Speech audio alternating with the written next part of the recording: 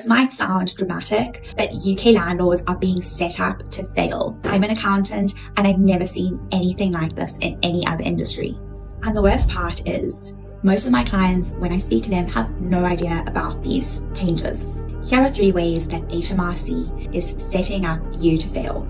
And I think the third one is definitely the worst. The first up is Section 24, which completely changes how rental income is taxed in your personal name. Before this nightmare, rental income was simply taxed after deducting your mortgage interest like any other industry. Now your rental income is taxed and you only get a mortgage relief at 20% after your tax is calculated. That means that you could be pushed up into a higher tax bracket. And I've had clients that are now pushed up into that 60% tax bracket because of this change.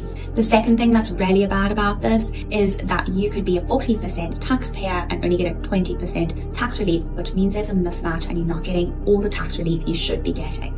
The second way that the government is trying to make landlords fail is CGT. Now, for many years, from about 8 to 10%, rates were higher for CGT than any other asset class. That's recently changed, but there's still some reliefs that don't apply to landlords and property investors, like asset disposal relief and some other reliefs that apply to other industries. And here's a third one, which I think is honestly the word one, and it's stamp duty.